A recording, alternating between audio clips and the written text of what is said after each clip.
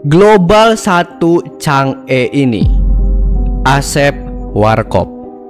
Orang ini benar-benar membuat gua speechless. Dari banyaknya player-player yang menjadi top global hero, jujur aja gak semuanya gua percaya kalau mereka-mereka itu gak pakai cara licik.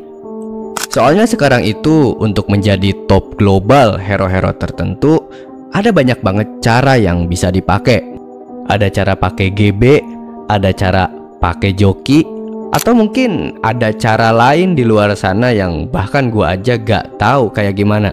Soalnya menurut gua ya, the real top global itu adalah dia yang emang mainin akunnya sendiri, pakai hero itu, pakai cara murni dan jadi top global hero.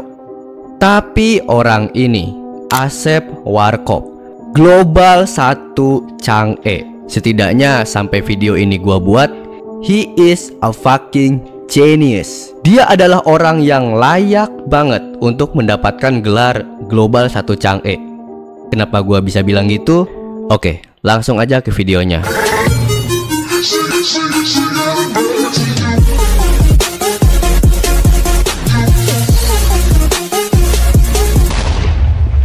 Oke, jadi ini semua berawal dari gua yang lagi live di TikTok. Nah, awalnya gua itu live berlima, temen gua semua. Tapi salah satu temen gua itu udahan, dan kebetulan di friend list gua ada nih si Asep Warkop ini. Kita berteman udah dari lama, cuman gua tuh jarang mabar. Karena bahkan untuk nge-invite seorang top global, gua gak punya mental buat itu gitu. Kayak gua minder aja, gameplay gua yang masih imo perbatasan tuh gak bisa gitu nandingin dia gitu kan. Tapi entah kenapa di sini dia mau gua invite, jadi ya udah kita mabar lah ceritanya. Nah, di sini itu kita tabrakan role sebenarnya. Dia itu kan user Chang'e. Chang'e itu kan mid lane. Tapi dia juga bisa pakai Chang'e god lane, dan dia lumayan sering pakai Chang'e god lane. Jadi ya udah, gua pakai mid, dia pakai god lane. Nah, ini game pertama ya. Awalnya ya ini normal-normal aja, nggak ada yang aneh, belum ada yang aneh. Walau dia global Chang'e juga nggak berarti menit 1 langsung safag gitu kan, enggak lah. Cuman di sini dia hampir aja dapetin si Claude-nya, cuman nggak jadi. Rotasi kita di awal game juga belum ada yang aneh-aneh, belum ada kayak gimana-gimana. Ya biasa aja, masih saling backup membackup, ganking mengganking. Cuman di sini kalau ada yang pakai Chang'e itu kenapa lucu aja gitu kan. Ini hero yang cocok makanya tuh cewek imut gitu kan, cewek yang lucu.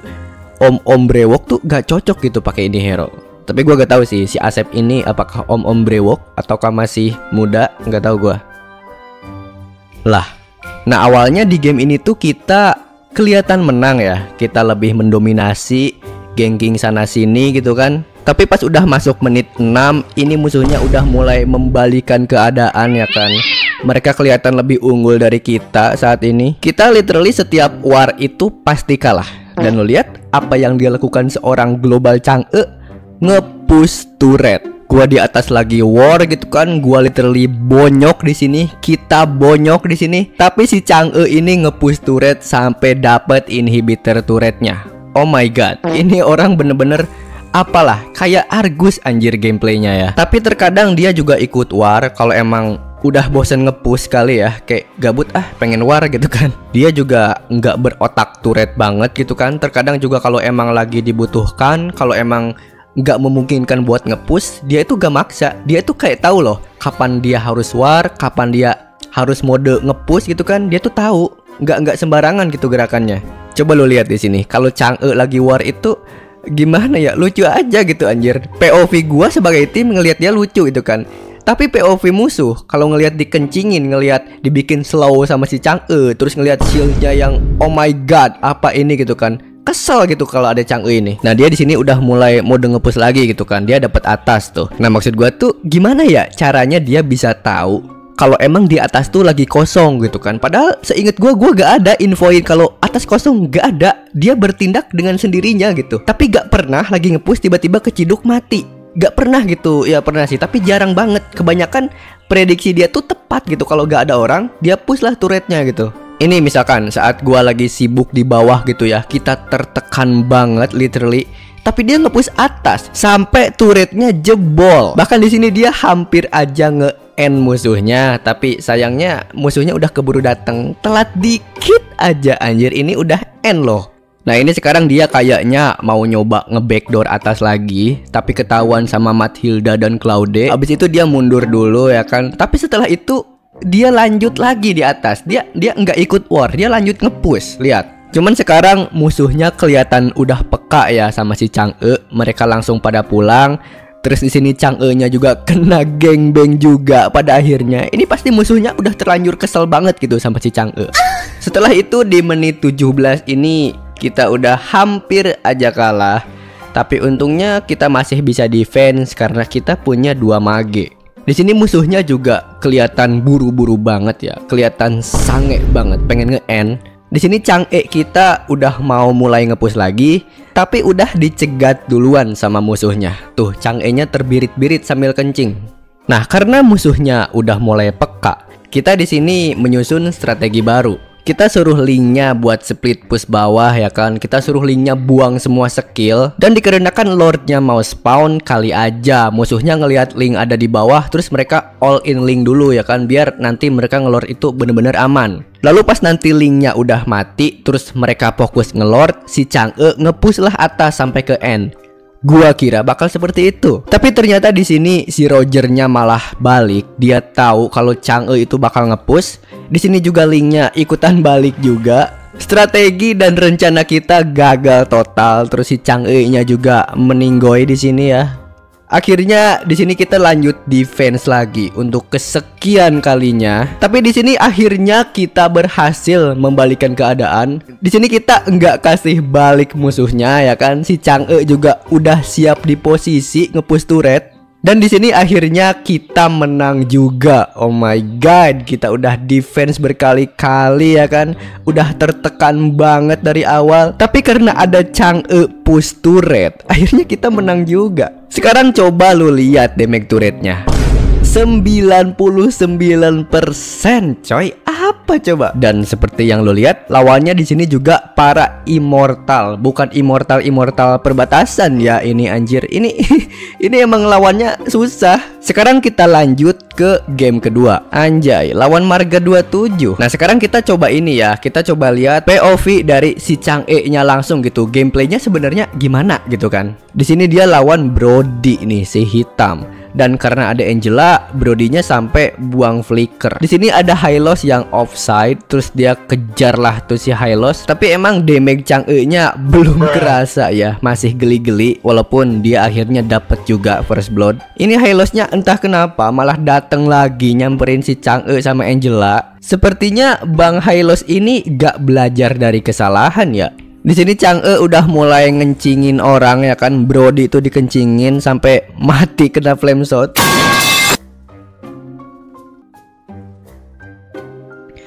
Coba lo lihat di sini damage-nya ke si Hylo sama ke si Brody. Bocor anjir mereka coy. Nah, di sini kesalahan musuhnya adalah membiarkan si Chang'e-nya ini free. Jadinya ya kayak gini, kencingnya lepas kendali gitu kan. Dia mengencingi siapapun.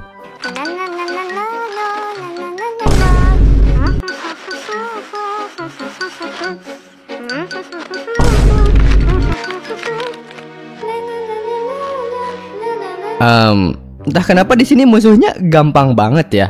Ini Marga 27 apa bubar aja tolong. Nah, setelah itu di match selanjutnya itu kita nabrak yang tadi lagi.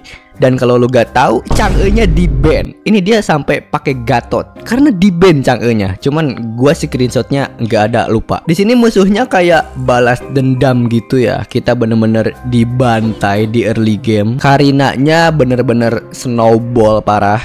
Nah, sebelumnya saat kita kalah, kita masih ada harapan ya kan sama si Chang'e-nya. Sekarang Chang'e-nya di ban. Terus si Asap ini pakai Gatot. Jadi siapa harapan kita sekarang? Bahkan di sini sampai maniak itu si Karinanya.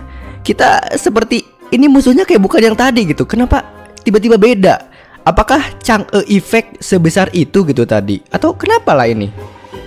Tapi di sini kita perlahan mulai membalikan keadaan ya kan. Di sini ternyata si dia pakai Gatot itu bukan karena Chang'e-nya di ban terus ya udahlah pakai Gatot gitu. Enggak, dia kayaknya emang bisa juga deh pakai Gatot.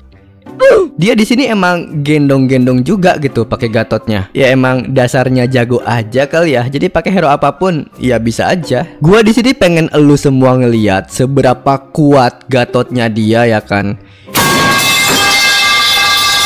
Ini kita di geng udah di ulti Tigreal, udah masuk semua skill musuh, tapi ini gak mati-mati anjir. Apa ini hero coba? Lihat nih Gatotnya ngejar Karina, jedor gitu kan. Ini sumpah, apalah ini hero coy. Kiboy? Kiboy? Ini musuhnya keras di awal doang ya kan. Di endingnya digoreng-goreng tuh sama Gatot sama kita. Dan ya di sini kita menang lagi. Apalah bro, nabrak 2 kali masa kalah sih. Aduh, Chang'e-nya udah di ban ya kan. Kalah lagi sama Gatot. Kalau gua malu tuh. Enggak sih, bercanda. Karinanya jujur jago di early game. Gua juga sampai ketakutan bikin sayap gitu kan, karena biar gak langsung one hit sama si Karinanya. Ya udah, sekarang kita lanjut ke game keempat. Ini juga adalah game terakhir kita. Dan ini juga adalah game paling gak masuk akal banget.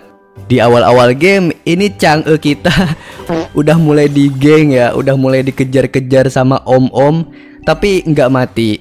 Cuman ini dia ditekan banget. Gua juga sempet nge-backup bareng si Angela karena kita harus melindungi aset berguna kita ini. Tanpa dia tim kita bisa apa? Dan sebenarnya bisa dibilang kalau tim kita sama tim musuh tuh di sini kayak imbang gitu. Nggak ada yang kelihatan jago banget, nggak ada yang kelihatan tertekan banget. Kita sama-sama ngimbangin gameplay lah ya. Di sini gue lihat ada Nathan yang offside ngejar Chang'e. Entah dia nafsu karena apa ya. Matilah dia. Sekarang udah masuk menit segini, jadi si Chang'e udah mulai melakukan rutinitasnya ya. Dia mulai ngepush-ngepusin turret ya kan. Lihat dia free banget di atas. Gak ada sama sekali orang yang balik atau berusaha ngekill dia. Gak ada. Cuek banget musuhnya. Dan lagi-lagi perhitungan dia tuh tepat gitu. Dia tahu kalau musuh tuh bakal ngambil apa gitu kan. Gak bakal ada yang kesana juga. Dan dia dapet lah tuh tower. Sekarang turret atas udah runtuh. Lihat apa yang dia lakukan.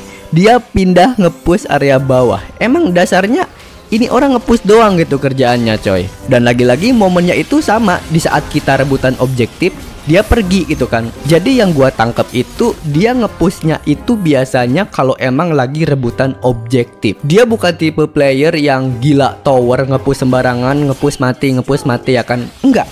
Dia kalau ngepush emang pasti dapat gitu. Anjay, apa ini? Ini si Lilianya belagu amat. Oke Lilia, oke, lu lihat aja ya nanti late game.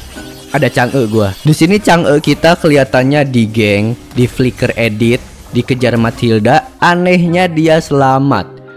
How bro? Ini di menit 11 inhibitor turret kita udah hancur satu dipush sama musuh.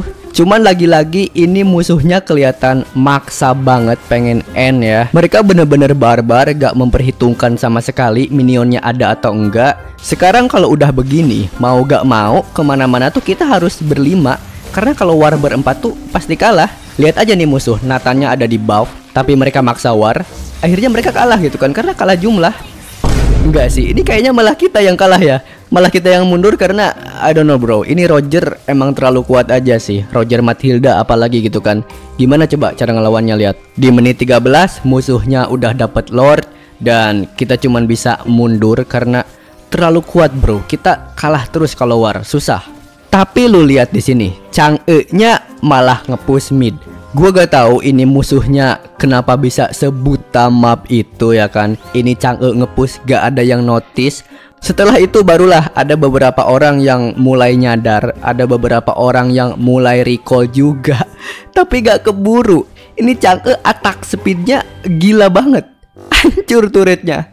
Menanglah kita. Apa coba? Lagi-lagi gue tuh heran, kenapa keputusan dia tuh tepat banget gitu setiap waktu. Maksud gue kayaknya 90% dari keputusan dia tuh emang tepat gitu.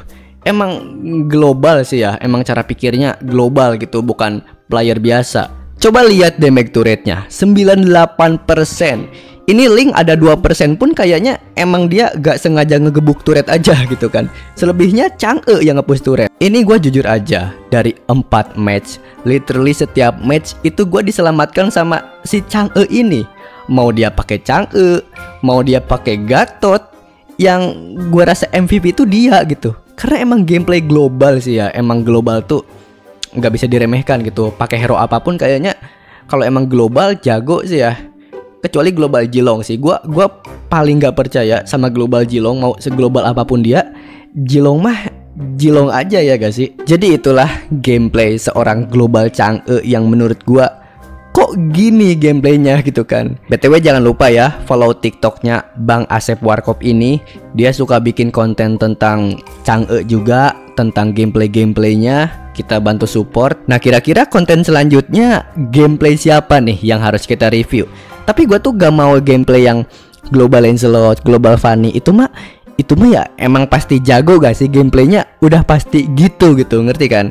Gue maunya gameplaynya yang aneh gitu. Kalian ada gak rekomendasi siapa namanya? Terus thank you juga ya yang udah nonton sampai habis. Jangan lupa like dan subscribe kalau lu emang suka konten. Kalau lu emang suka konten gue. Selamat tinggal.